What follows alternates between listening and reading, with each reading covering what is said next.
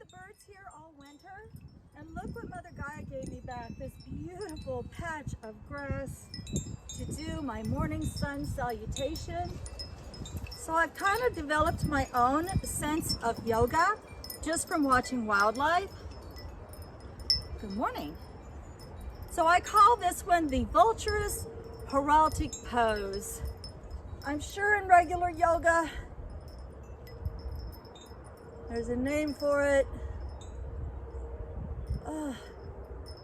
Open up your lungs, open up your muscles, stretch, greet the day. Let all that positive energy flow right out of your fingertips, right into the universe, and smack right into all your neighbors. Do it in love. And then I have the nuthatch pose because I watch the birds and the nuthatches do this to scare off other birds. But it sure feels good on my back. What'd you have for breakfast? I had banana and yogurt. So today I challenge you to do one thing that makes you feel amazing. It can be physically amazing, it can be mentally amazing, it can be energy amazing. Namaste, everybody. I think I'll go to Shaggy's and create something today.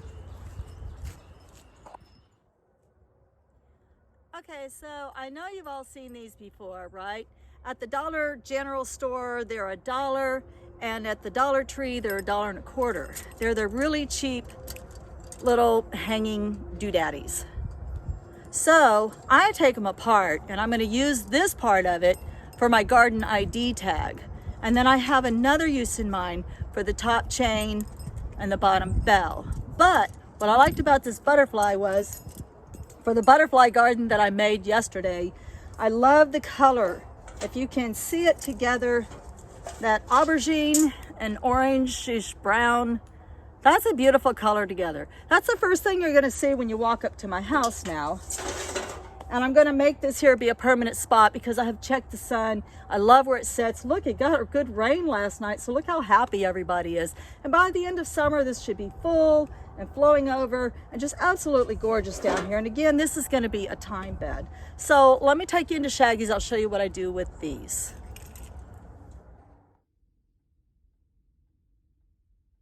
So I'm out here in my husband's shop. I'm in his no glitter zone and I'm being a total glitter warrior today, although we won't be working with glitter.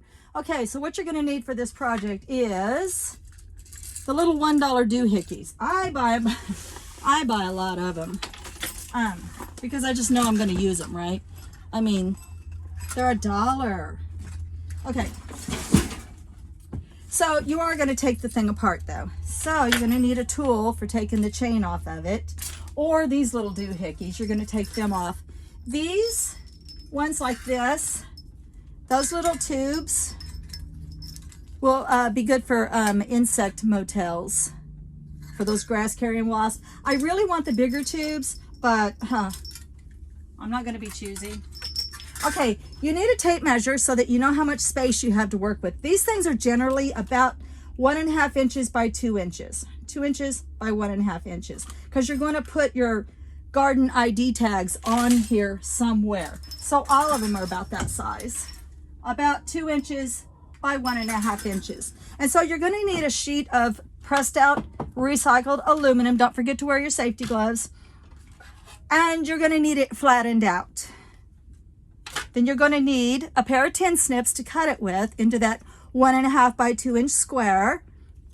Make sure that you have ones that fit your hand. You're going to need some way of attaching that because that's going to be your ID pin. You're going to need a way of attaching that to your little critter. So you're going to need some sort of silicone. It needs to be the weatherproof 100% silicone. If you're uncomfortable using one of these silicone guns, just go ahead and buy a tube like that, same thing. You're going to need some sort of clamps. You're going to need a pen for marking.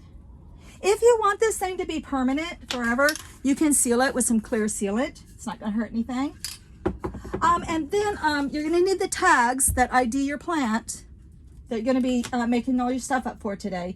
And then I also suggest, here's a little tip for you, while you're doing your garden ID tag, go ahead and journal about the plant, put an entry in it for that plant, and then have your labels ready and get you some sort of recycled jars. I like to use my Medical MJ jars, and just make yourself a spot all ready for seed saving for this fall. So I'll go ahead and put the names on these labels and on my jars as well.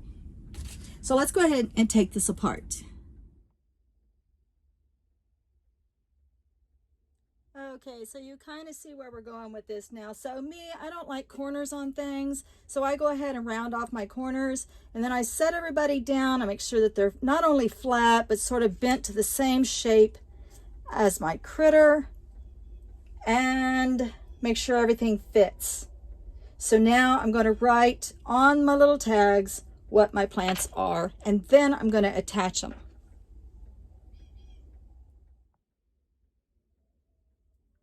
So now we have the garden plant ID tags securely silicone to the butterfly's wings.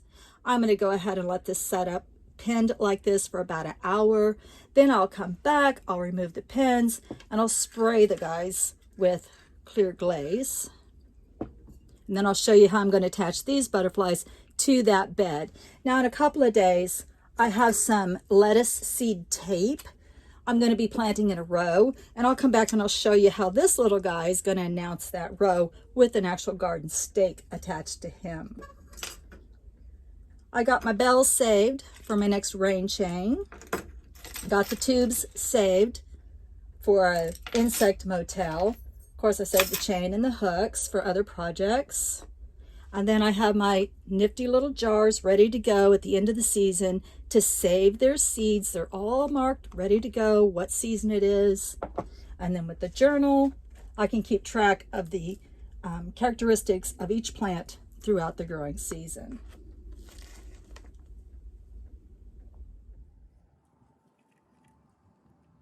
The other day, I think I called this jewelry wire. It's actually floral wire.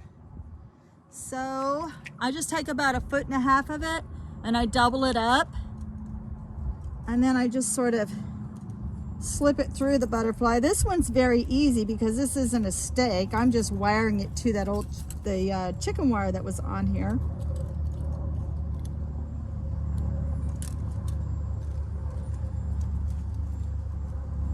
And you can kind of position it before you wire it down.